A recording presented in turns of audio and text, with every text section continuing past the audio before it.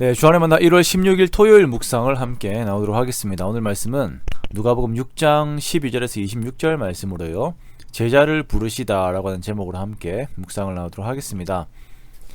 오늘 본문에서는 예수님께서 제자들을 부르시고 또한 이들을 데리고 평지에서 무리들에게 하나님 나라의 말씀을 선포하고 있는 장면을 이렇게 그리고 있습니다. 예수님께서는 기도하시러 산으로 가셔서 밤이 새도록 하나님께 기도하시고 날이 밝자 제자들을 부르신 후에 그들 중에서 12를 택하십니다. 이 12명의 제자들은 가룟 유다를 제외하고는 이후에 사도로 세워지고 앞으로 세워질 하나님 나라의 초석으로서의 역할들을 감당하게 됩니다. 예수님께서 이러한 중요한 일들을 앞두고 먼저 기도하시는 모범을 보이셨는데요. 하나님의 뜻이 어떠한 것인지, 그리고 이러한 일들이 하나님의 뜻을 이루는 방향으로 가야 하기 때문에 이렇게 기도하시는 것을 우리가 또한 보고 있습니다. 우리가 어떠한 중요한 일들을 앞두고 혹은 그것이 비교적으로 중요하지 않다라고 생각되는 그러한 성격이라고 할지라도 우리들은 기도하는 삶을 살아야 합니다. 우리의 삶에서 하나님의 뜻을 이루는 삶을 살아내야 하기 때문입니다. 특히 우리가 교회의 일들을 하게 될 때는 더욱 기도가 필요하지요. 우리가 코로나라고 하는 환경으로 인해서 기도가 많이 약해진 시대를 살고 있습니다. 대한민국 전체의 기도가 많이 약해졌어요.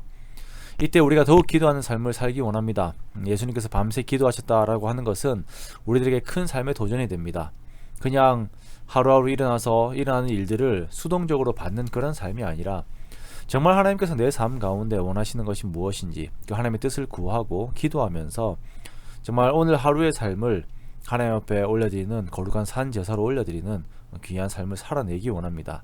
그러한 하나님의 뜻을 추구하며 그것을 적극적으로 그것을 위해서 달려나아가는 우리의 삶을 위해서 함께 또한 기도하면서 나아갑니다. 예수님께서는 이러한 기도 후에 제자들을 부르십니다. 12명의 제자들을 불렀다라고 하는 것은 이들이 하나님께서 이루시는 하나님 나라의 속성을 이해하고 하나님과 한 마음이 되어서 그 사역을 이루어내고 나누는 일들을 감당하게 하기 위해서 이들을 부르셨다라고 하는 그 의미입니다.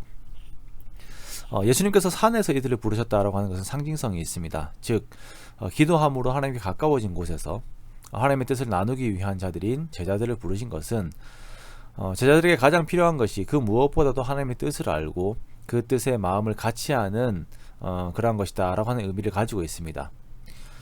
제자들이 이러한 모습이 되어야 이들이 무리들에게 보냄을 받았을 때에 그들이 해야 하는 하나님 나라의 역할들을 감당을 할 수가 있는 것입니다. 제자들은 예수님께서 부르신 자들입니다. 부르심을 입었다라는 데 있어서는 수동적이죠. 고기를 잡던 베드로를 부르시고 세관에 앉아있던 마태를 부르셨습니다. 그리고 이들을 제자로 삼으시고 하나님 나라를 공유하십니다. 우리들도 마찬가지입니다. 우리가 잘나서 예수님을 찾아서 믿은 것이 아니라 예수님께서 나를 부르셔서 우리가 하나님을 알게 되었습니다. 항상 우리가 이것을 기억해야 합니다. 요한 1서 4장 10절 말씀에 사랑은 여기 있으니 우리가 하나님을 사랑하는 것이 아니요 하나님이 우리를 사랑하사 우리 죄를 속하기 위하여 화목제물로 그 아들을 보내셨음이라 라고 하는 이 말씀대로 항상 하나님께서 먼저 우리를 사랑하시고 우리를 택하셨음을 우리가 기억을 해야 합니다. 내가 예수님의 제자의 삶을 살게 된 것은 철저하게 은혜입니다. 나의 자격이나 공로가 없는 것입니다. 예수님께서는 한 사람을 제자로 부르셔서 자신의 후계자로 삼으시지 않으셨어요. 그리고 예수님께서는 12명이라고 하는 다수를 부르셨습니다. 구약시대에 하나님께서 야곱의 12 아들들을 세우셔서 이들의 속성들에 따라서 공동체를 이루시고 이들을 말미암아 하나님 나라를 이루신 것처럼 예수님께서도 새롭게 이루어질 하나님 나라를 예비하시면서 12명의 제자들을 세우시고 이들의 각자의 은사들을 활용을 하십니다. 예수님께서는 교회 역시 이렇게 세우십니다. 각자의 은사들이 있고 각자의 특성들이 있습니다. 각자의 성격들도 있죠. 이러한 자들이 세움을 입어 머리 되신 예수님의 뜻을 따라 그분의 나라를 이루어가는 것입니다. 그러므로 우리는 서로를 인정하고 서로에게서 역사하시는 성령님 안에서 함께 한 방향을 바라보아야 합니다. 자, 마지막으로 제자들은 보내심을 받게 되는 자들입니다. 부르심의 이유는 보내심을 위해서입니다. 제자들은 예수님과 함께 산에서 내려와 평지에 함께하는 자들이죠. 그리고 예수님 앞으로 나오는 무리들을 함께 맞이하고 사역을 하는 자들입니다. 제자들은 여기에서 주님께서 하시는 가르침과 치유의 사역들을 돕습니다. 오늘날의 우리들도 내 속에 계신 성령께서 일하시는 도구로서의 삶을 살아야 합니다. 나 자신이라고 하는 이 몸을 통하여서 하나님의 구원의 능력을 드러내는 그 도구로서의 삶을 살아야 합니다. 그러기 위해서 우리의 마음이 먼저 예수님으로 그리고 하나님 나라로 온전히 채워지는 그러한 역사가 있기 원합니다. 새로운 한 해가 시작이 되면서 많은 성도님들이 영적인 갈망들 속에서 목표들을 세우고 상담도 하고 함께 기도하기도 합니다. 가장 중요한 것은 공급이며 그 공급에는 예수님께서 원하시는 하나님 나라에 대한 공유가 포함이 되어 있습니다.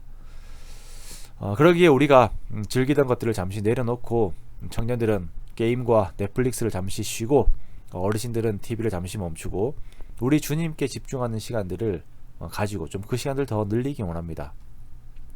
제자된 자인 나에게 바라시는 실제적인 삶의 요구가 무엇인지 말씀을 통해 귀를 기울이고 그것을 이루는 자들이 됩시다. 무리들은 예수님께 요구하는 자들이고요. 제자들은 예수님의 요구를 이루는 자들입니다. 우리가 주님의 제자가 되어서 이 시대 가운데 일하고자 하시는 주님의 일을 감당하는 저와 여러분 되시기를 주님의 이름으로 축원합니다.